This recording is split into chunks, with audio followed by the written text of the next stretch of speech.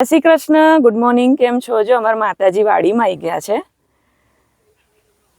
ખીચડી અને છાશ નાખી છે. ખીચડી એમને નાખીએ છે ને તો ચોંટી જાય છે, તો છાશ નાખી છે. જો ક્યાં એક કાબરી અને એક ધોળી.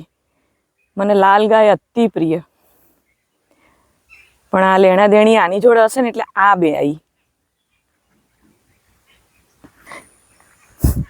અમાર લક્ષ્મીની આંખો અલગ, અમાર ગૌરીની આંખો અલગ, હે ને?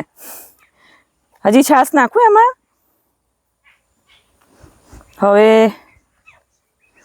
અહીંયા જો આ ભાગ, એક ભાગ એ લોકોને ચરવાનો રાખવાનો છે અને એક ભાગ છે ને બાજરો અને બુલેટ ઘાસ માટે બધું તૈયારી કરવાની છે, રોપવાની.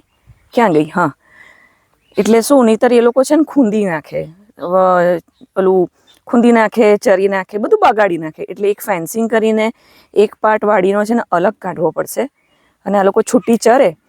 કારણ કે જ્યાં ચરવાનું છે ને ત્યાં પાછળની સાઈડ દીપડાની બહુ બીક છે, એટલે હું ત્યાં કોઈ દિવસ બાંધતી નથી. હકીકતમાં વધારે જ્યાં છે એ લોકોને મન ફાવે ત્યાં જવા વધારે લાગે. જો મારી પાછળનો સાઈડનો આ વાડીનો પાછળનો ભાગ છે, પછી આ કોર્નરનો પાછળનો ભાગ છે, એટલે અહીંયા છે ને દીપડાની વધારે બીક. એટલે સાવજ મને કહેતા હોય કે સિંહણ હોય કે દીપડો એકવાર પકડે ને તો પછી આપણે કદાચ છોડાઈ ના શકીએ.